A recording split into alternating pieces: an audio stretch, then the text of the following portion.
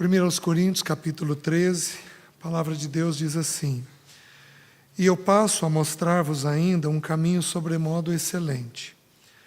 Ainda que eu fale as línguas dos homens e dos anjos, se não tiver amor, serei como bronze que soa ou como símbolo que retine. Ainda que eu tenha o dom de profetizar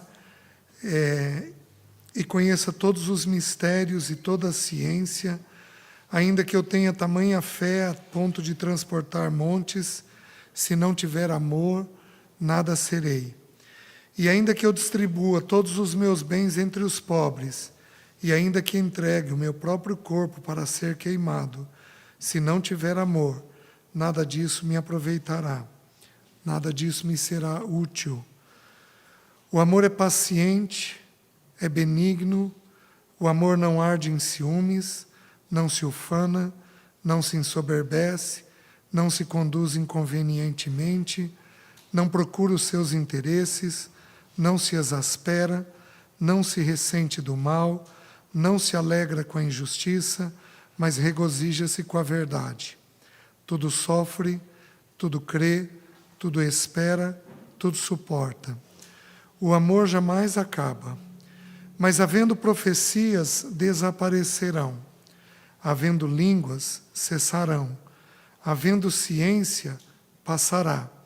Porque em parte conhecemos e em parte profetizamos. Quando, porém, vier o que é perfeito, então o que é em parte será aniquilado. Quando eu era menino, falava como menino, sentia como menino, pensava como menino. Quando cheguei a ser homem, desisti das coisas próprias de menino, porque agora vemos como em espelho, obscuramente. Então veremos, face a face. Agora conheço em parte, então conhecerei como também sou conhecido.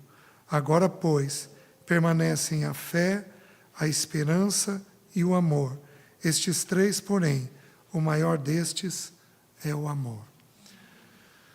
Queridos, em João 13, Jesus falou uma coisa bem simples.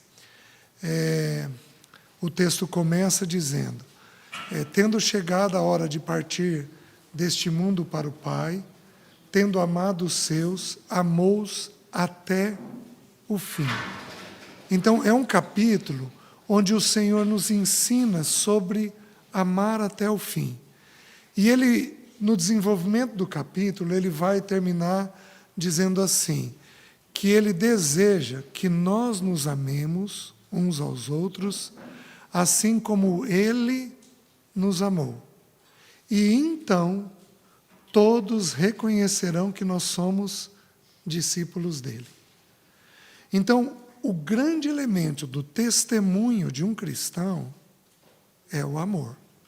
Não tem jeito. E amar não é uma coisa fácil. Por exemplo, quem aqui não é casado? Levanta a mão. Não é, levanta alto. Certo? Vocês estão livres de um texto bíblico, que diz assim: aquele que casa procura angústias para a sua alma. Casou, vai ter angústia. O que é angústia? É uma situação de aperto. Então, o juntar duas pessoas em uma... Gente, casar é muito bom. O Senhor me permitiu ter um segundo casamento. Amar na maturidade, mas é muito, em letras garrafais. É muito bom. Mas o casamento gera angústia quando você tem que unir duas pessoas numa só. O amor é que faz esse processo de união. Então é pelo amor que nós damos um grande testemunho para esse mundo de que nós somos discípulos do Senhor. Não é à toa que ele desceu até nós com graça. E graça sobre graça. Por quê? Porque tem alguns de nós aqui que somos difíceis. Não somos fáceis. Eu sou um deles. Alguns de nós não somos fáceis. E graça não basta. Precisa de graça sobre graça para a gente poder amar aquela pessoa. Então, via de regra, nós não erramos por amar. Às vezes nós vamos ter que regular a firmeza no amor. Como eu falei o ano passado, o amor tem vários nãos que ele diz. Os 10 mandamentos é uma expressão de amor no Velho Testamento de Deus por nós. Os 10 mandamentos, 8 começam com não. Porque para amar de um jeito maduro, você vai ter que dizer não, como o texto aqui já vai mostrar para nós. Então, o amor é o grande elemento pelo qual nós levamos Cristo ao parceiro, à família, aos filhos e ao mundo. O amor é o grande elemento pelo qual a gente faz isso. Então, nós já vimos ano passado. Por exemplo, quem aqui é crítico? Levanta a mão. Olha o que a Bíblia diz. O amor cobre multidão de pecados. Sabe o que o amor faz? Encobre. Ele trata no tempo certo, com a pessoa certa. Uma vez tratado, o amor cobre multidão de pecados. Pessoas críticas são pessoas que lutam com o amor. Vocês estão entendendo? E nós, então, vamos tentar, através do texto agora, aprender um pouquinho mais a respeito desse amor. Nós já vimos o sentido da palavra ano passado, o verbo ágape, já olhamos tudo isso, então não é mais caso de fazermos isso. Então, nós vamos dar uma olhadinha na palavra. Ele começa dizendo 3 coisas que nós podemos fazer que não refletem o amor. Ele fala do sino, ele fala da ciência e ele fala do oferecer um sacrifício. Só que ele diz que tudo isso sem amor é inútil. Porque as pessoas sabem dizer quando amamos. Queridos, eu posso comprar uma marmita e dar para um mendigo. Ele vai saber se tem amor naquilo ou não. Se não tiver amor, eu dou para ele a marmita. Se tiver amor, eu olho no olho dele. Eu vou, no mínimo, perguntar o nome dele. Eu vou dar um tempo para ele, no mínimo. Alguns anos atrás eu partilhei um estudo sobre graça, e graça é a principal expressão do amor de Deus por nós. E aí um irmão me procurou, eu pedi liberdade para ele para contar esse testemunho. Ele falou assim para mim: César, o seu estudo me ajudou muito numa coisa. Um mendigo vinha pedir comida quase todo dia em casa. E eu dava para ele. Até o dia que ele roubou a colher que eu dava. E aí o meu coração fechou para ele. E aí você disse que Deus, que graça, não é um amor, não é um favor onde não há mérito. Graça é um favor onde há demérito. Ou seja, as pessoas fazem coisas contra nós. E ainda assim a gente o ama. Por exemplo, quem pecou essa semana? Deus deixou de pôr comida na tua mesa? Deus deixou de sustentar com vida? Nós fizemos coisas contra Ele. E o que Ele fez? Continua fazendo coisas favoráveis a nós. Aplica isso no casamento. Tua esposa fala uma palavra mais ríspida. Teu esposo tem um ato tolo, insensato, de desamor. O que você faz? Você revida? Você reage? Você responde? Quem aqui é reativo? Levanta a mão. Então, essa reatividade não é uma expressão de amor. Os irmãos estão entendendo? O Senhor não tem isso conosco. Gente, toda manhã. Quando eu leio o texto bíblico, a cena que vem para mim é a seguinte: toda manhã Ele renova a misericórdia dele por nós. Lamentações 3. Me parece que Ele faz assim: ei, filho, vamos lá? Cheio de graça, cheio de entendimento pela nossa miséria, cheio de compaixão com as nossas limitações. Ele nos entende, Ele nos conhece, e Ele, de forma determinada, renova o amor dele por nós cada manhã. Quem somos nós para não fazermos isso uns pelos outros? Quem somos nós para não fazermos isso uns pelos outros, meus irmãos? Nós precisamos disso. Então vamos tentar ver como que é o amor que Paulo está falando. Ele descreve 16 coisas. Das 16, existem 2 onde o amor é. Existem 9 onde o amor não é. 9, 2, 11. E existem 5 onde o amor faz determinadas coisas. Então, 2 ele descreve como o amor é. Por isso que nós entendemos que o amor não é uma emoção.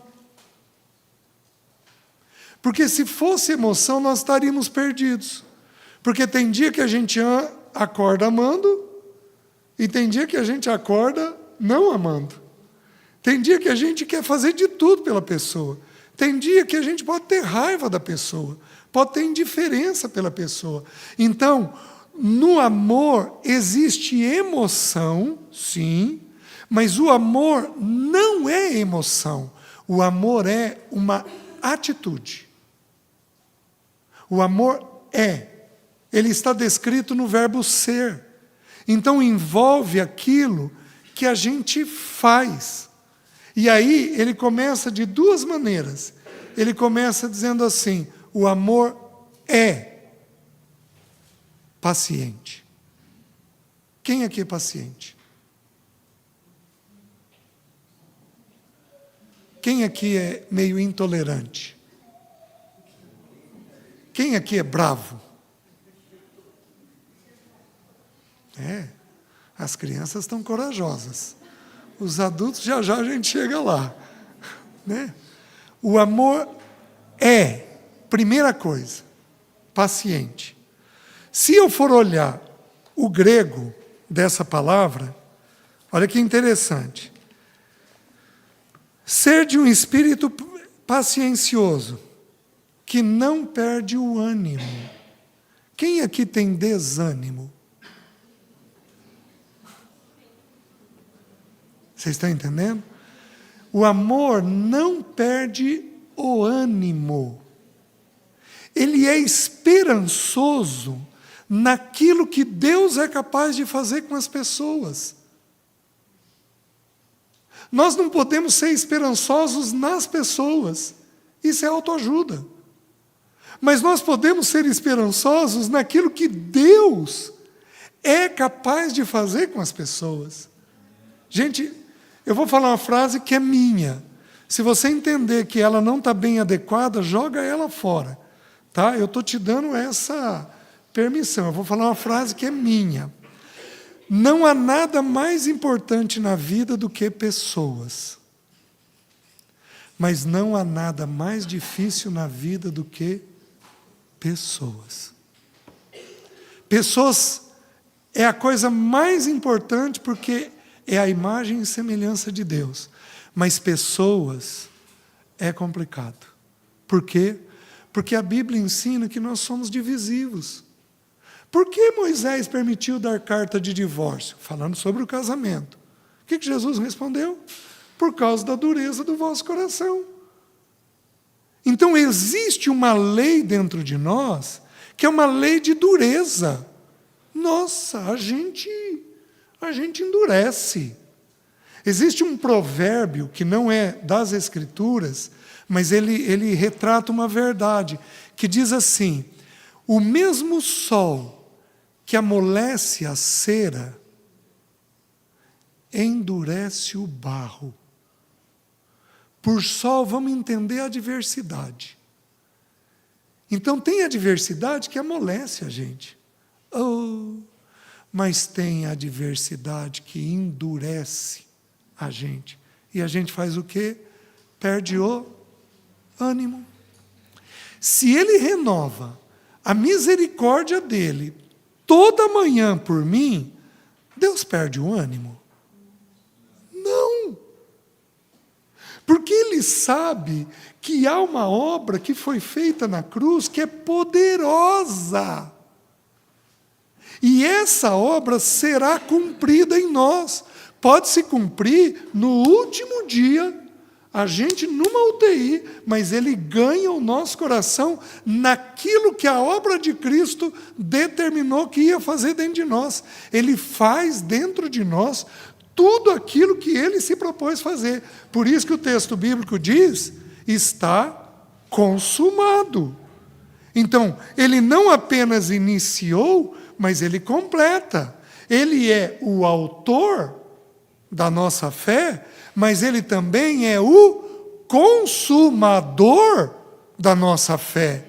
Então, Ele está conosco no dia do novo nascimento, mas Ele também está conosco no dia da nossa partida com Ele. Porque Ele não apenas inicia a fé em nós, mas Ele consuma esta fé em nós. Por isso a palavra Messias, ungido, que significa aquele que dá a entrada no reino eterno. Então, a obra dele é uma obra extremamente poderosa dentro de nós. Não é uma obra de desprezo. Então, Deus renova a misericórdia, porque Deus não olha para nós e diz, quem sabe hoje? Imagina. Ai, hoje talvez ele mude. Hoje talvez o coração dele é alcançado. Deus não faz nada disso. Deus sabe que a obra de Cristo já fez em nós. A obra que Ele próprio depositou no Filho dele. Então, no amor dele, Ele sabe que nós seremos feitos pessoas animadas com as situações da vida. Existem situações difíceis? Existem. Existem situações de longo prazo? Existem. Existem situações que não têm solução? Existem. Podem existir doenças que Deus não intenta curar. Deus vai nos recolher. Então, podem ter situações difíceis? Pode, mas Ele está dizendo que nós temos condições de não perder o ânimo, de olhar a situação e ver Deus na situação. Tudo depende do óculos com que você enxerga as suas situações. Então, nós somos animados ou pacienciosos nas situações quando a gente consegue ver Deus na situação. Mas dá para ver Deus na situação numa tragédia? Sim. Porque em tudo, Cristo está sendo formado em nós. Em tudo, Cristo está sendo formado em nós. E a situação permanece até o tempo oportuno de Deus. Em Atos, capítulo 1, versículos 5 e 6, os discípulos viram para o Senhor e perguntam assim, Senhor, quando serás o tempo que restaures o reino a Israel? Então você vai virar e vai falar assim, Senhor, quando será o tempo que o Senhor vai mudar a tal situação? vai mudar meu marido, vai mudar minha esposa, vai mudar meu filho, vai mudar meu sogro, vai mudar minha sogra, vai mudar meu genro, vai mudar minha nora, vai mudar minha situação de trabalho, vai fazer eu galgar 2 degraus a mais, ter um salário melhor. Quando serás o tempo que restaures o reino a Israel? E o que ele responde?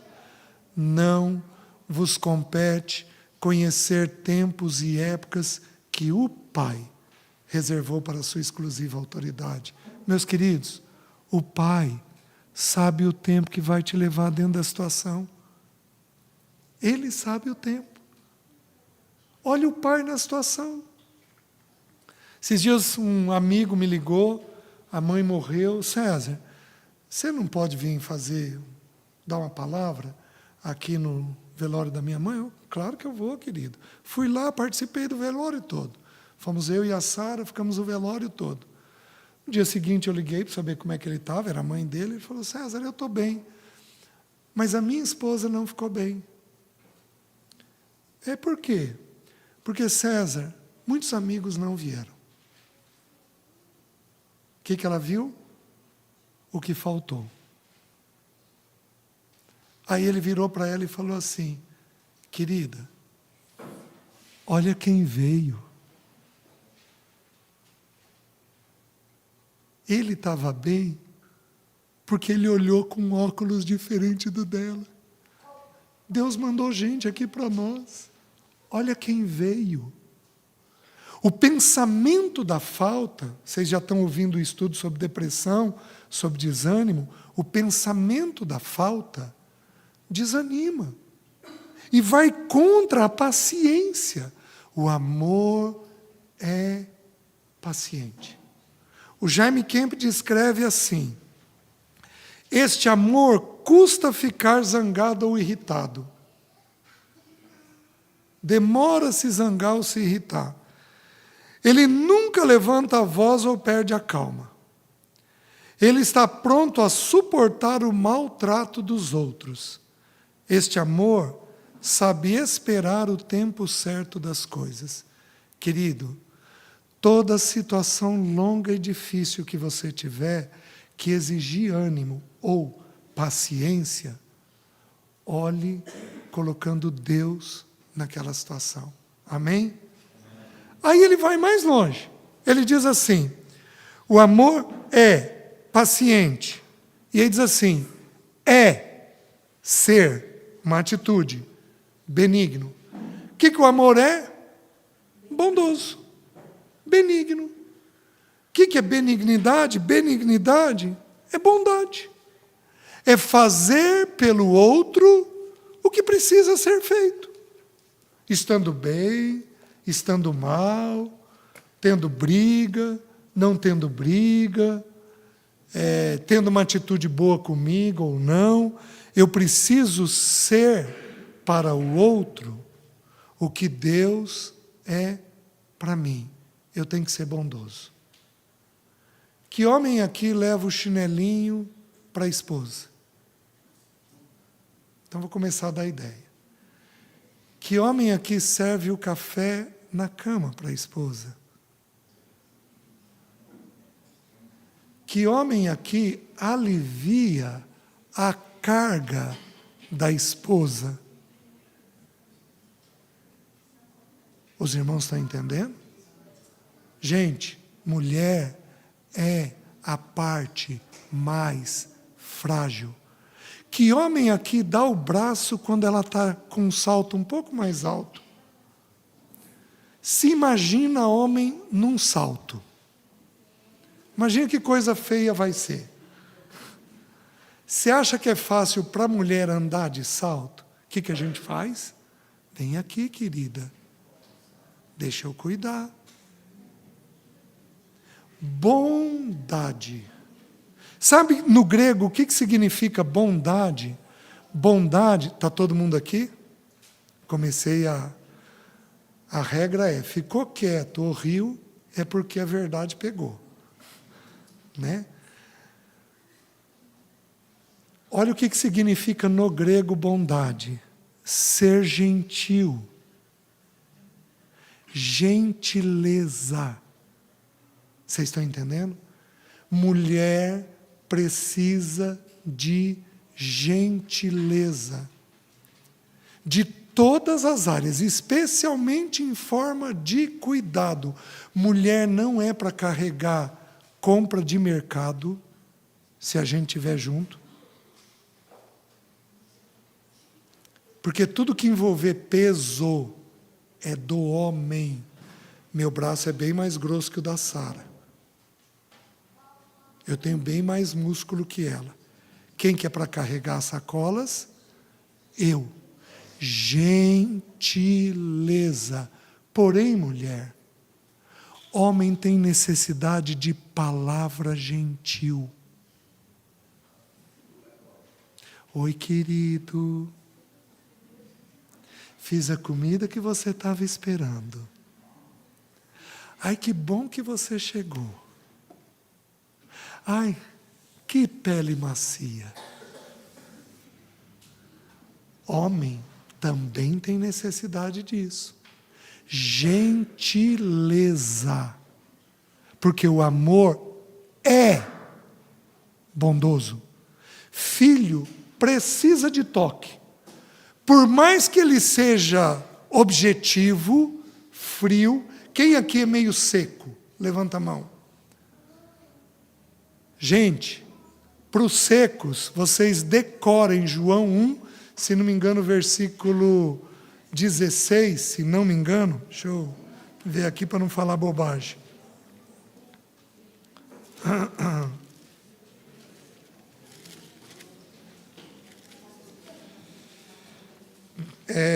Versículo 18. Ninguém jamais viu a Deus, mas o Deus unigênito que estava no seio do Pai. Gente, seio é esse osso frontal aqui. Seio é esse osso aqui. Querido, vem aqui um pouquinho para mim. Não, o que está na sua frente, isso. Tem que ser um homem.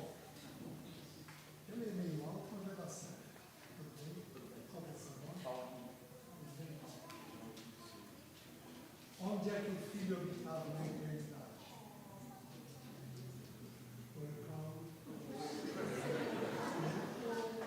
E você?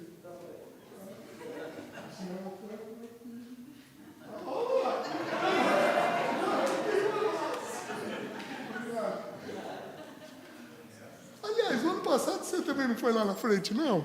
Não? Foi outro? O ser humano precisa de toque. Por mais seco que você seja, os seus podem não ser. E eles precisam de toque. Tem gente que abraça assim. Distante desse jeito. Você vai ensinar, vem cá. Igual o Paulo fez comigo. Foi lá e me abraçou. Vocês estão entendendo? Bondade. Tem que ter expressões de gentileza nas nossas relações. Expressões de gentileza. Todos os meus frentistas, eu mudei agora de casa, então eu ainda não sei o nome do posto novo. Mas, em geral, no posto que eu frequentei por 20 anos, eu conheço todos pelo nome. E daí, rapaz? Como é que você está? De vez em quando, sai uma história. E tua mãe melhorou? César, não melhorou. Morreu? César, ela partiu para o Senhor. Rapaz, você vai estar nas minhas orações. As pessoas têm necessidade de atenção. Por que vocês acham que os gabinetes psicológicos estão lotados? Porque a gente passa 50 minutos assim, olhando para o outro, conversando com o outro, interagindo com o outro. Se brincar, tem pais aqui que não gastam 50 minutos por semana olhando para o seu filho. O psicólogo faz. Quem você acha que ele vai dar atenção? É óbvio que vai ser para o psicólogo. É óbvio que ele vai ouvir o que o psicólogo tem para dizer. Então, nós temos que ter todas essas gentilezas dentro de nós. E, gente, começa com coisa pequena, com bobagem. Mas são as expressões do amor de Deus por nós. Tem gente, vocês lembram do leproso? O que Jesus fez com ele? tocou. Que aquela mulher do fluxo de sangue fez com o Senhor? Tocou a orla da veste. E o Senhor permitiu. O que a samaritana fez? Esteve com o Senhor em conversa. O Senhor toca o coração dela por uma conversa gentil, amorosa, quebrando o protocolo. Porque o texto bíblico diz que se surpreenderam de ver o Senhor sozinho, conversando com uma mulher. Ele quebra o protocolo. Por quê? Porque o Senhor sabe a maneira de ser gentil com cada um de nós. Sabe que tem gente aqui que precisa de um abraço, sabe que tem gente que precisa de um elogio, sabe que tem gente que precisa de uma ajuda financeira, sabe que tem gente que precisa de uma palavra carinhosa, sabe que tem gente que precisa de uma comida, uma cesta básica. Deus é gentil e carinhoso com todos nós. Benignidade. Olha o que o irmão diz. Este amor é muito criativo. Ele demonstra consideração às pessoas mais chegadas. Ele procura elogiar em vez de criticar. Ele dedica tempo aos amigos através de atos de bondade. Ele procura o melhor no relacionamento com os outros. Sempre sabe ver algo de positivo nas pessoas. Você está entendendo? Eu tive um pastor, logo que me formei, eu fui ser gerente de uma livraria evangélica. E um pastor, um missionário, é quem cuidava de mim. Gente, eu passei uma vida com este homem. Às vezes, as pessoas chegavam, criticavam alguém, ele quieto, no final da conversa, sabia dizer algo de positivo que a pessoa tinha. Ele sabia ser gentil com o ser humano. Vocês estão entendendo? O que mais? Aí ele entra numa sequência do amor não é. Ele não faz. Por que ele diz isso?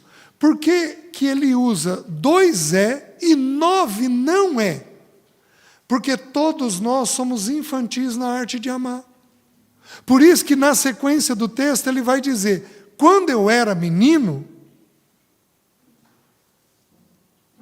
Então, todos nós temos infantilidades na maneira de agir uns com os outros. É uma coisa impressionante dentro de nós. Como que falta em nós maturidade para amar. Então, o que você faz com uma criança? Criança aprende através do quê? Filho, não. Filho, não é assim. Se você apenas dizer é assado, ele não entende. Você tem que dizer não é assim. É desse jeito. Por quê? Porque o ser humano é dado a fazer o que é inconveniente. Nós somos duros de coração. Nós temos tolices dentro de nós. Se eu olhar para a minha juventude, eu quero morrer com algumas coisas que eu já fiz. Porque era uma juventude imatura. Não pode isso. Então, para pessoas imaturas, o pai diz não. E o primeiro não que ele diz é o seguinte: o amor não arde em ciúmes. Em respeito, eu não vou perguntar aqui quem é ciumento, porque é um assunto que não é dos mais fáceis de tratar. Mas eu vou dizer para vocês o que o texto bíblico ensina de forma bem fácil. A palavra ciúmes na Bíblia significa zelo. Por isso que o texto de Hebreus diz que o Espírito, Tiago diz que o Espírito anseia por nós com ciúmes de Deus. A palavra ali no original é essa, é zelo. É um cuidado. Então, nós temos que ter cuidado com os nossos? Claro que temos. Então, eu tenho que ter... esses dias, minha filha pegou o carro e foi de Porto Alegre para Maringá dirigindo. Só que ela pegou movimento e ela falou, pai, peguei bastante movimento. Ela estava sozinha no carro. Eu falei, sem problema, você vai dormir em Curitiba. Pode pegar um hotel, pode parar, paga. Se não tiver dinheiro, o pai paga para você, sem problema nenhum. Não quero você dirigindo à noite. Isso é zelo. Alguém pode virar, hoje está muito assim, e dizer que eu sou possessivo, ciumento, mandão, autoritário. Isso não é verdade. Eu sou zeloso, não querendo que ela dirija à noite sozinha. Os estudos indicam que mulheres sozinhas à noite são mais assaltadas do que homens sozinhos à noite. Os estudos indicam isso. Qualquer ladrão raciocina, está mais fácil pegar uma mulher do que pegar um homem. Homem pode ser reativo, destemperado, problemático. Mulher, em geral, fica mais assustada, eles roubam mais. Então, o que eu fiz foi zelo. Então, é zeloso da nossa parte dizer, querido, toma cuidado com isso, toma cuidado com aquilo. Mulher sente pessoas, tem uma percepção de pessoas. Então, às vezes, a mulher vai dizer, querido, não gostei de fulano. Tem alguma coisa dentro de mim que não caiu bem. Vamos orar? Eu preciso amar ele, mas vamos orar. E a gente, nós homens, né? Você achando pelo em ovo de novo. Você implicando com tudo. Homem, presta atenção. Tudo que tua mulher falar, você tem que orar. Porque ela é tua auxiliadora. Tudo o que ela falar, você tem que orar.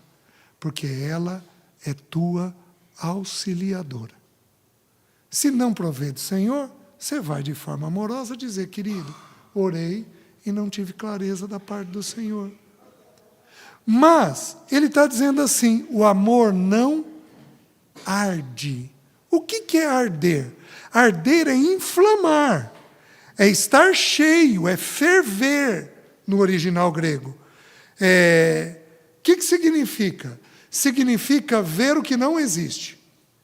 Então, o exemplo mais comum que eu ouço.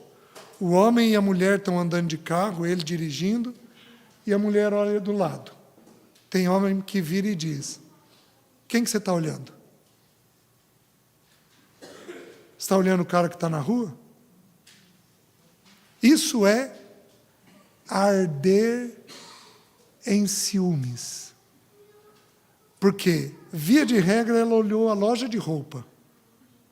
Ou ela está distraída olhando do lado. Mas o arder, o inflamar... E, gente, ciúmes não é algo fácil de tratar. Porque tem coisas que geram uma convicção dentro da cabeça da pessoa, mas gera uma convicção. A pessoa tem convicção de que o outro está fazendo aquilo. O que eu vou falar agora procede da experiência e não do texto bíblico. 3 coisas fazem uma pessoa arder em ciúmes. Quais são essas 3 coisas? Baixa autoestima, concorre com todo mundo.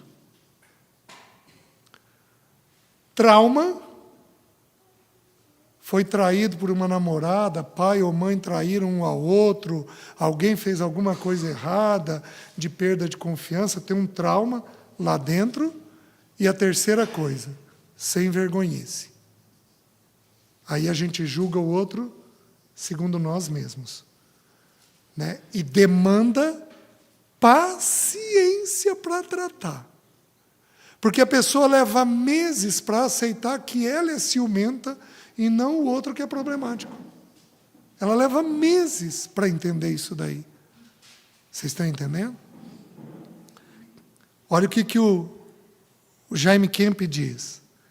Este amor não fica ciumento, invejoso, quando outras pessoas são promovidas. Nem fica inseguro diante de pessoas mais capacitadas ou mais atraentes. Ele não fica aborrecido quando não recebe uma atenção especial. O amor não arde em ciúmes. Que mais? O amor não se ufana. O que é ufanar no grego? É gabar-se. É uma exibição própria. Vocês já viram aqueles passarinhos que dançam para poder acasalar?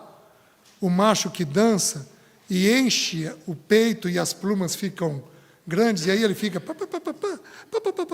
dançando na frente da fêmea. Essa é a ideia. De encher o peito de ar e ser cheio de si mesmo, ufanar. Então, alguns de nós temos essa atitude. E essa atitude é tão delicada, que ela aparece de forma que a gente não vê. Por exemplo, às vezes você diz assim, você critica a família do parceiro e não olha para a sua. E à medida que você, a família do outro, e não fala nada da sua, você está dizendo para o outro que você e da sua família de onde você veio é muito melhor que a dela ou a dele. É uma sutileza que aparece nos casais, mas aparece. Isso é um jeito de se ufanar. A mesma coisa aquelas pessoas que são muito críticas no outro e escondem a sua própria realidade. Queridos, preste atenção no que eu vou te dizer. Todos nós somos feitos do mesmo material. Temos pecados e temos virtudes que o Pai depositou em nós. Todos nós. Temos pecados e temos virtudes. Se olharmos assim, fica tão mais leve de olharmos e tiramos essa coisa ácida da crítica, do peso, da glória pessoal. Entende uma coisa? Quando eu critico ou comparo, eu estou fazendo o seguinte, eu estou diminuindo alguém e colocando alguém em cima. Em geral, a gente se coloca em cima e critica. Então, pessoas críticas aqui são pessoas que tendem a se ufanar, a se encherem de si mesmo. Você quer ver uma outra forma de se ufanar? De ser cheio de si mesmo? Quem aqui, este mês de maio de 2025, pediu perdão a alguém dos seus? Quem aqui pediu perdão? Quem aqui não pediu perdão esse mês para ninguém? Levanta a mão. Tá. Você só me leva a pensar duas coisas, talvez três. Ou você andou muito correto, muito santo, o que é uma possibilidade, ou você não se vê, ou você se ufana. Enche o peito de ar. E acha que é melhor que os outros. Você está entendendo? E, gente, a gente pisa no pé do outro, a gente fala de forma indevida, a gente esquece de dizer eu te amo, a gente esquece de abraçar, a gente erra em tantas coisas, mas em tantas coisas, só que, assim, para pedir perdão, eu tenho que desinchar, eu tenho que ser humilde e admitir que eu não sou tudo aquilo que eu acho que eu sou. Quem aqui é perfeccionista, rígido, muito correto, muito certinho naquilo que faz? Quem aqui é assim? Essas pessoas podem ter dificuldade de verem o que são, porque são baseadas muito na própria correção. Vocês estão entendendo? Olha o que o irmão fala sobre isso.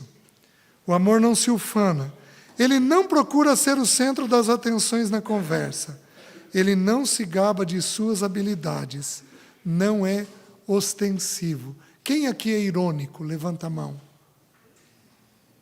Os irônicos são uma forma de ser crítico com o outro, mas eles são críticos com uma brincadeira.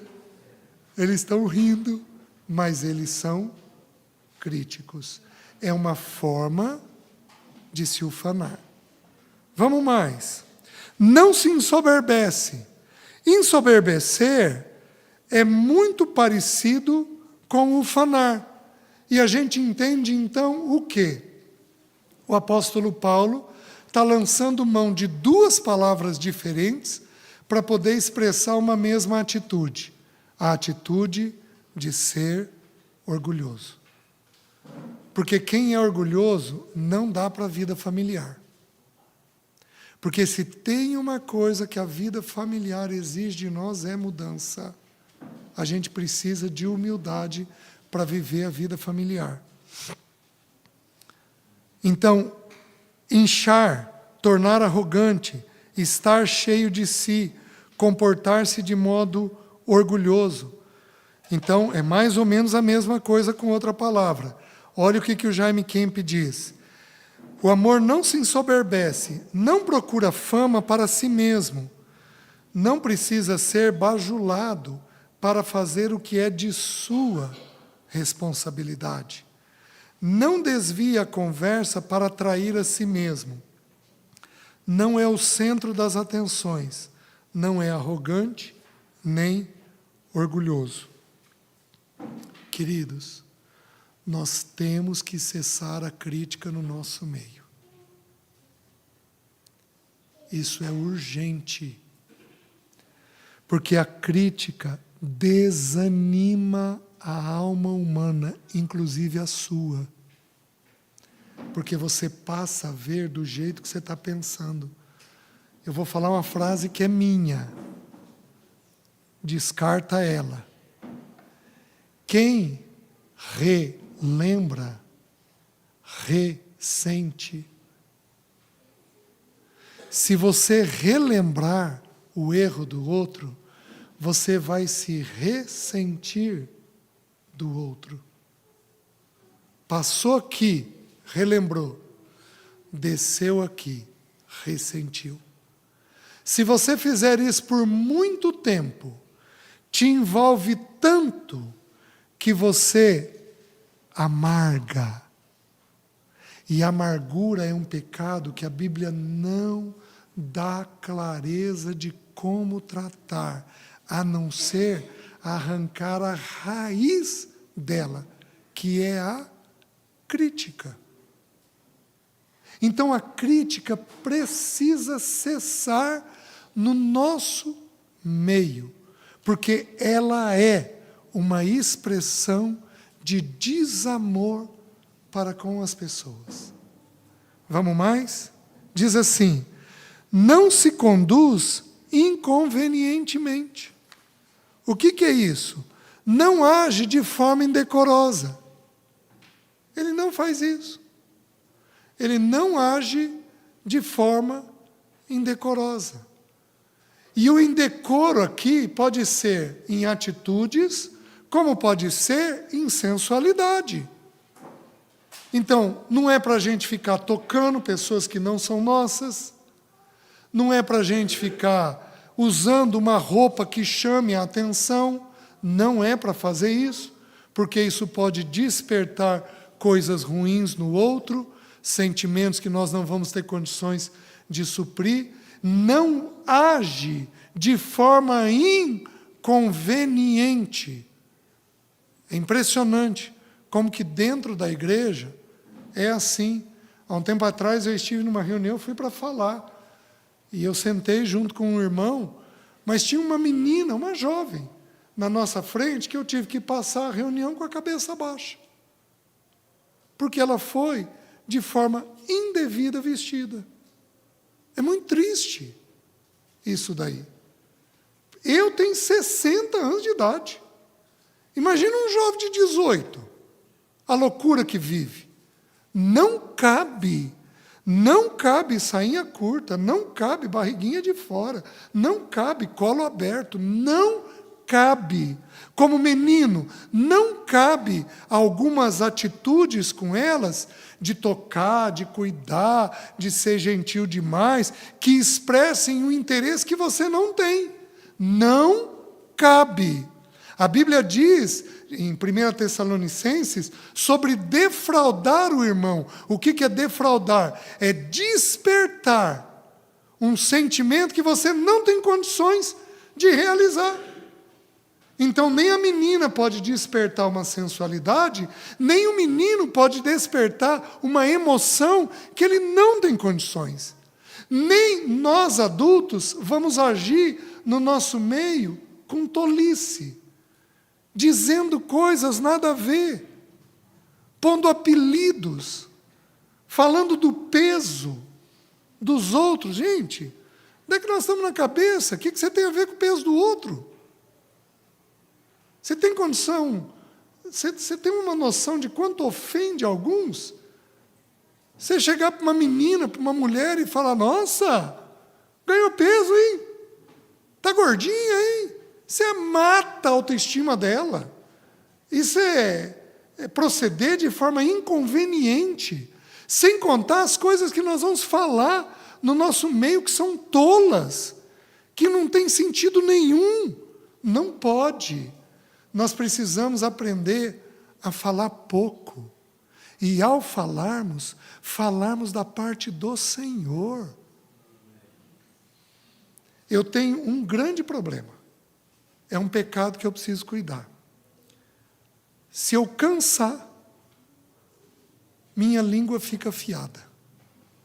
E eu brinco. Só que brincadeira, numa boa parte das vezes, reflete tolice. Eu tive uma situação, eu estava terminando uma pós-graduação, convivi com duas irmãs muito queridas, da mesma idade minha, elas, uma mais velha, outra um pouquinho mais jovem, convivi com elas 2 anos de pós-graduação, estudando, todo mês juntos, um fim de semana inteiro, e quando eu gosto de uma pessoa, eu brinco. Aí eu virei para uma dessas pessoas e brinquei com ela, no meio da aula. Eu fiz uma brincadeira. Ela virou para mim e falou assim, por que você está tirando sarro da minha cara? O que eu fiz para você? Aí eu vi que ela se feriu. Aí eu esperei chegar o intervalo, chamei ela num canto, expliquei que quando eu gosto eu brinco, porém a brincadeira é uma faca de 2 gumes. Então se ficar cansado, parece que o cérebro habita na língua. Escapa. Não dá tempo de processar. E aí eu falo o que eu não devo. Então eu tenho que cuidar com o cansaço. Eu tenho que morder a língua bem quando eu estou cansado. Os irmãos entendem? Então assim, não se conduz inconvenientemente. O que significa isso? Deixa eu mostrar para vocês o que o autor cita. Ele diz assim, não é grosseiro. Que homem aqui é grosso? Levanta a mão.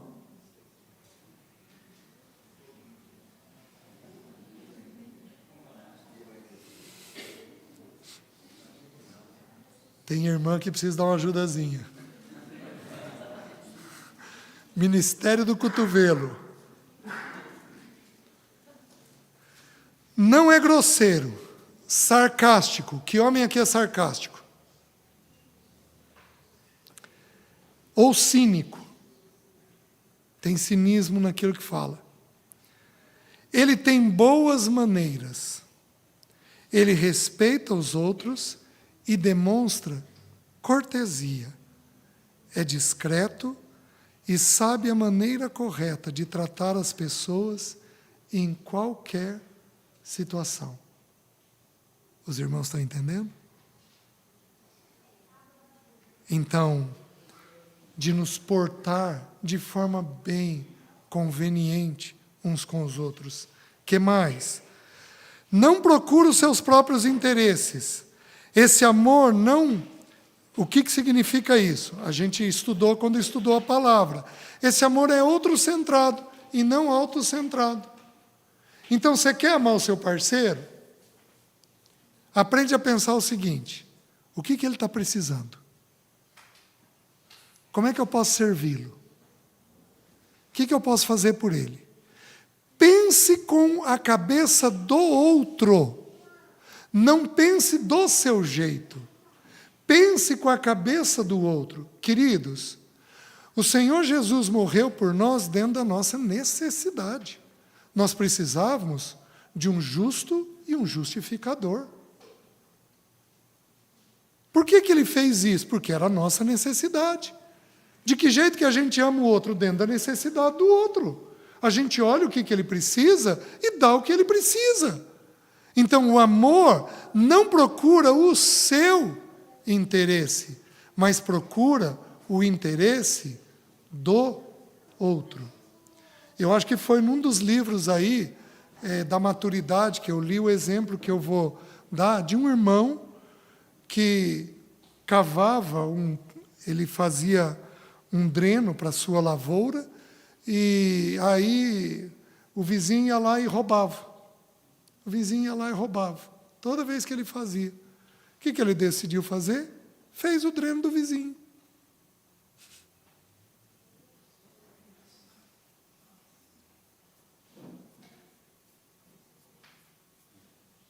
Difícil, né? Pensa que ele renova por nós toda manhã.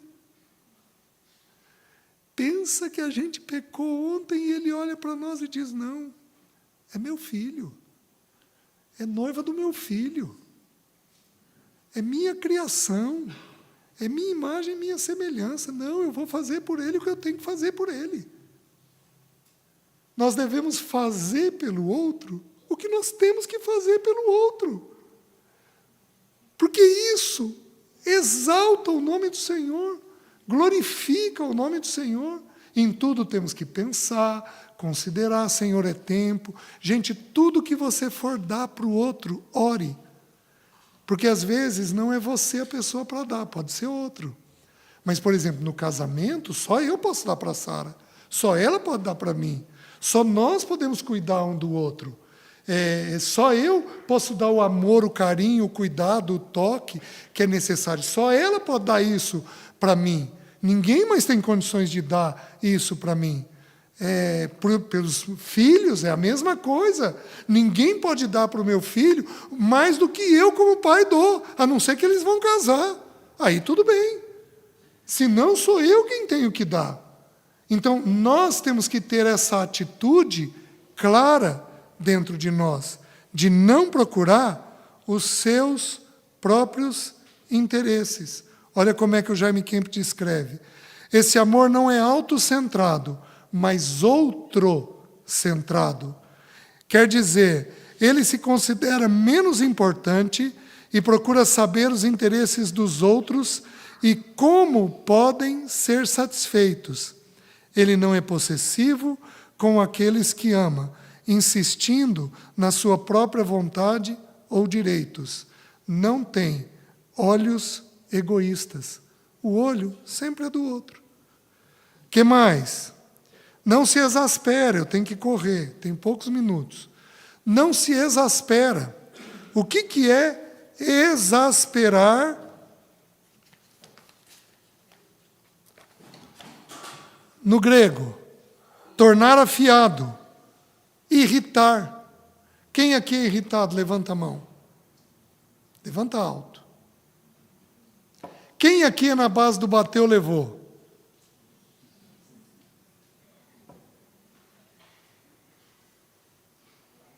Gente, isso é exasperar, afiar. Você fica afiado. Falou, você devolve. Nós precisamos ser resilientes. Sabe o que é resiliente? Imagina que isso daqui é uma almofada.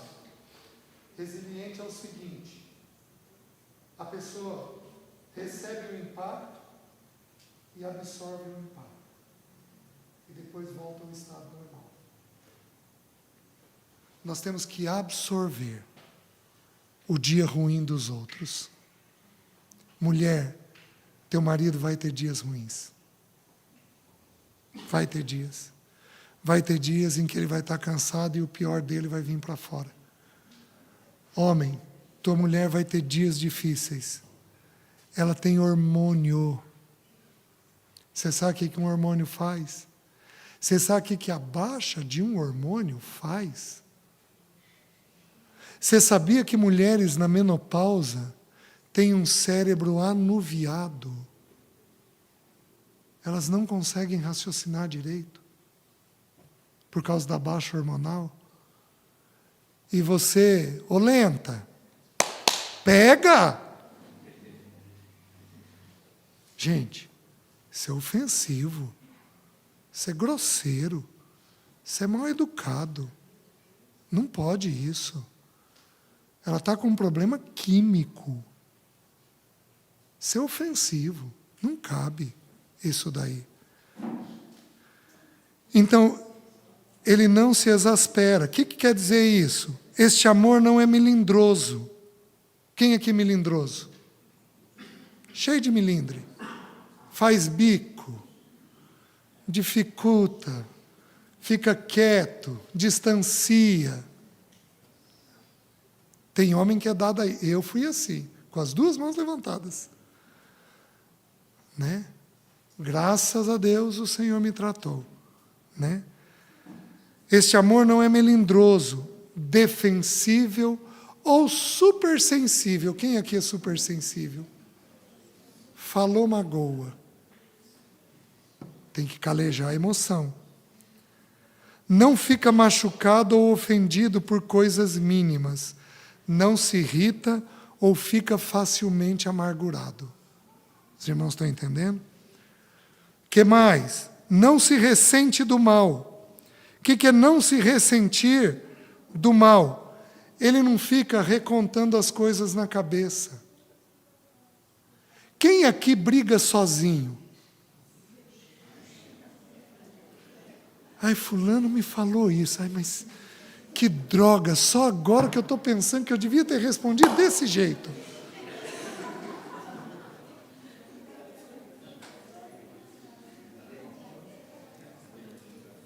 Sabe o que é isso, irmãos? Ressentir do mal. Por isso, preste atenção. Relembrou, ressentiu. Então, o melhor jeito de não ressentir, não relembrar. Sabe o que significa a palavra perdão no original grego? Despachar, mandar embora, soltura. Veio na mente, não, já está perdoado. Não vou discutir nem comigo, nem com ninguém a situação. Já está perdoado. Estou soltando isso daqui. Gente, Deus perdoa em dose única.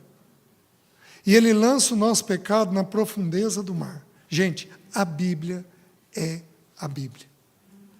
12.000 metros. O homem sabe mais do céu do que do fundo do mar. Sabe por quê? Porque não existe técnica para chegar no fundo do mar. Onde é que Deus jogou o meu e o seu pecado? Num lugar que ninguém alcança. O submarino que implodiu em menos de 4.000 metros. O fundo do mar tem 12.000 metros. A Bíblia é única. Deus lança num lugar que ninguém alcança. Quem sou eu para ressentir o mal? Só que eu só ressinto se eu relembro. Por isso, tem que parar com essa discussão interna. Tem que parar da falação com o outro. Às vezes, até dentro do casamento, não dá para falar o que já foi falado. A mesma história. Ai, espera aí, eu preciso contar isso daqui de novo, credo.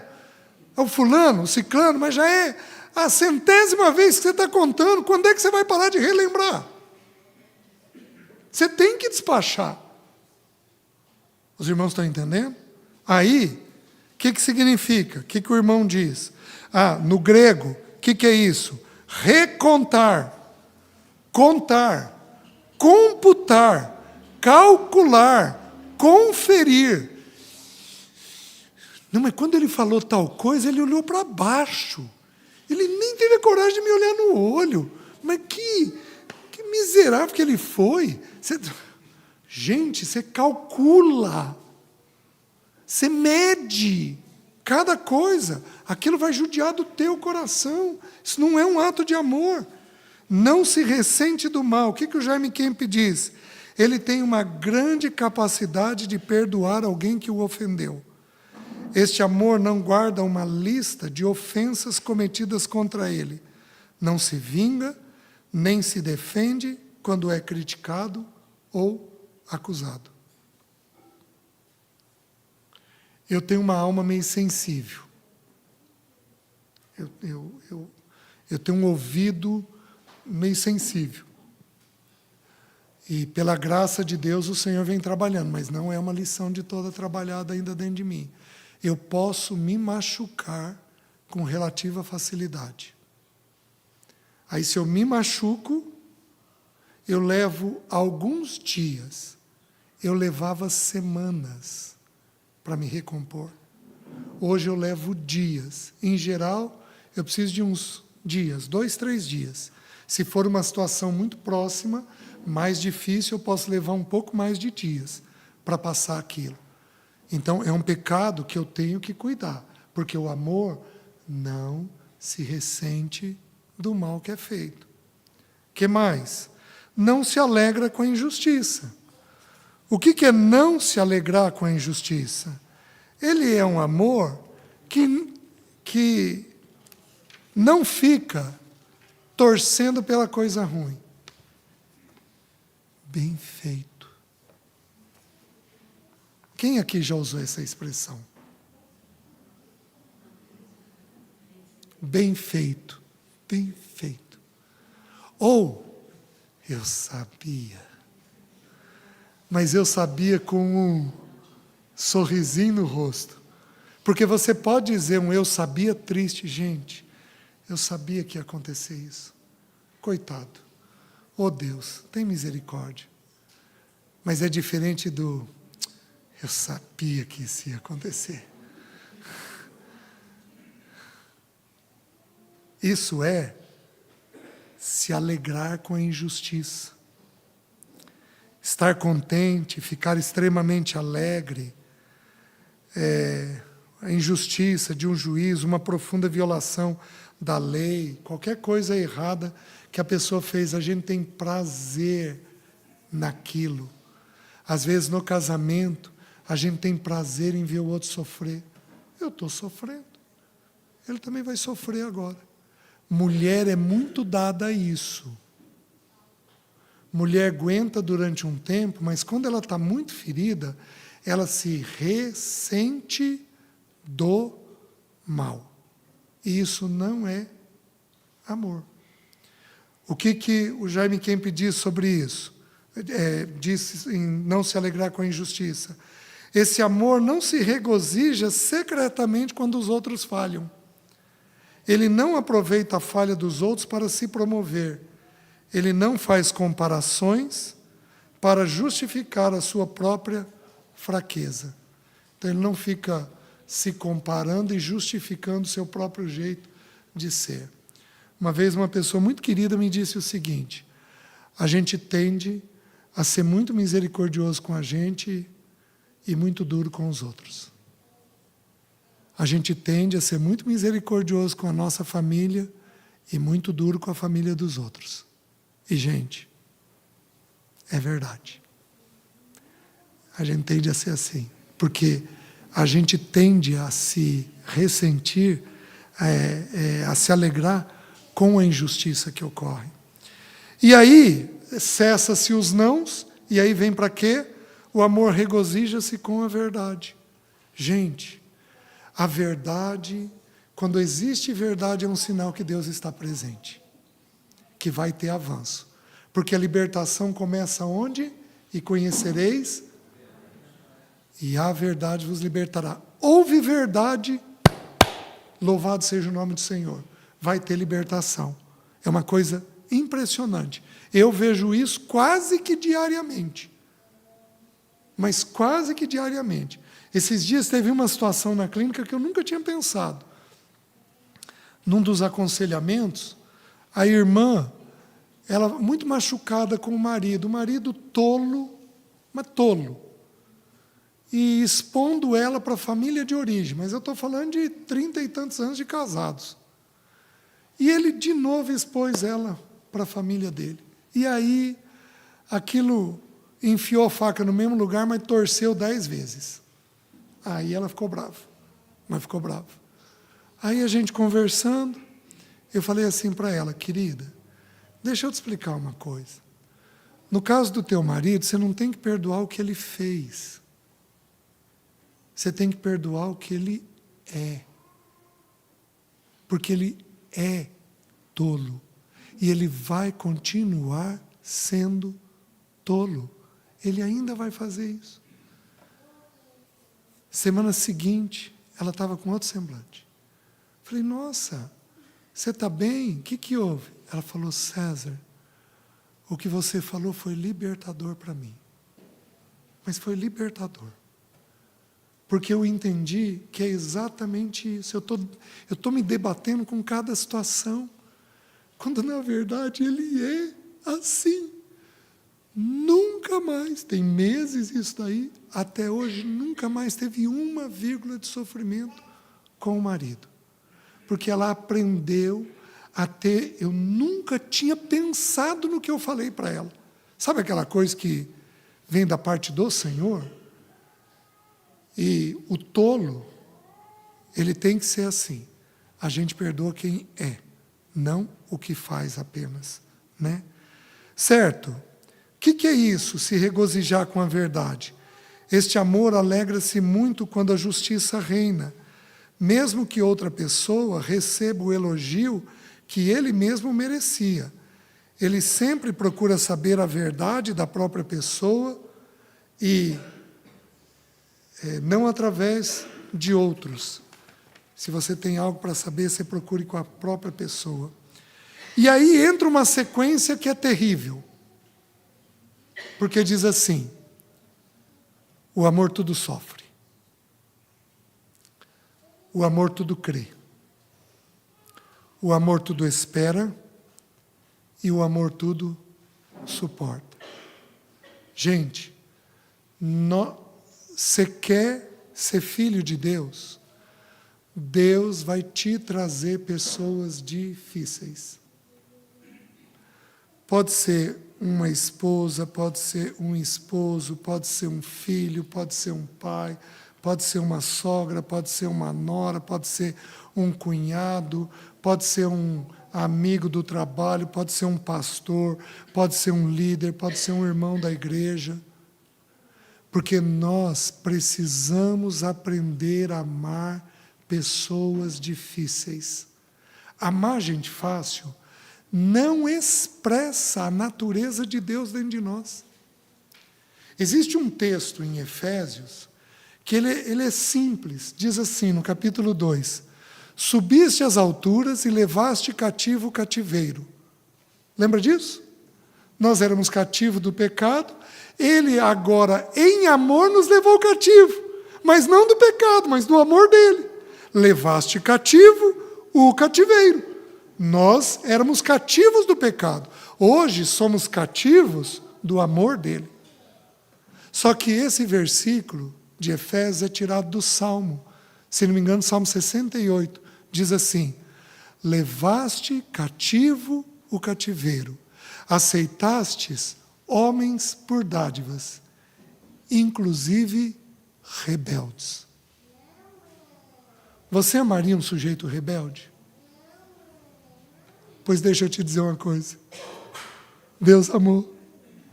Quem aqui já foi rebelde? Meus queridos, muitos de nós já fomos. Eu era uma propaganda enganosa, por fora, bonitinho. Por dentro, no meu comportamento, por dentro, cheio de vontades. cheio de vontades. E o Senhor foi fazendo o quê? O Senhor me aceitou. Gente, existem muitos pecados difíceis, mas talvez o pecado mais difícil que a gente tem que lidar é com o sujeito que é rebelde. Porque que avanço que ele vai ter? Ele não vai ter avanço nenhum. O que Deus fez? Amou gente rebelde. Amou gente difícil. Mateus capítulo 5 diz assim: que mérito tem se você amar aquele que te ama? Não fazem os gentios a mesma coisa? Agora eu vou dizer: ama o seu inimigo e ora por aquele que te persegue. Aí ele diz assim: para que vos torneis filhos do vosso Pai Celeste. O nosso Pai Celeste ama gente difícil, inclusive eu e você. E aí entra numa sequência que nós vamos ter que aprender para amar gente difícil. Porque amar gente fácil está fácil. Mas amar gente difícil, qual é a sequência? O amor tudo sofre. Este amor é capaz de viver em harmonia com as incoerências e inconstâncias dos outros. Ele pode suportar qualquer tipo de provocação ou angústia. Ele pode atender às fraquezas dos outros. Os irmãos estão entendendo? A gente aceita a fraqueza dos outros. A gente sofre. Você quer amar? Você vai sofrer. Você quer sofrer? Não. A gente seria tolo se dissesse que quer. Você quer amar? Então não tem jeito. Porque o amor tudo sofre. Só que olha o caminho que ele propõe. Uma vez que você está sofrendo, o que você tem que fazer? O amor tudo crê. O amor tudo crê. A nossa fé não está nas pessoas. A nossa fé está no Deus das pessoas. Está no Senhor das pessoas. Está no fato de que nada passa despercebido por Ele. De que toda pessoa perto de mim, Ele sabe, Ele está atento. Eu já termino, irmãos. Ele está atento. Então, o que significa? Este amor que tudo crê está pronto a crer o melhor sobre uma pessoa. E não procura uma razão para colocar em dúvida a integridade de alguém. Então você tem que lembrar que aquela pessoa que te fere, ela também tem virtudes. Ela também tem coisas boas. E o que a mente da gente faz? A mente da gente olha as virtudes, por quê? Porque toda boa dádiva e todo dom celeste vem do Pai das luzes. A virtude do outro é um depósito do Pai nele. Eu consigo ver o Pai nele. É completamente diferente. Ele crê na pessoa e no seu valor diante de Deus. Ele procura sempre pensar positivamente sobre a outra pessoa. Queridos, Deus depositou em todo ser humano coisas boas. Coisas boas. A gente precisa aprender a olhar Deus na vida dos outros. Então, eu sofro, mas eu creio. O que mais? Aí diz, tudo espera.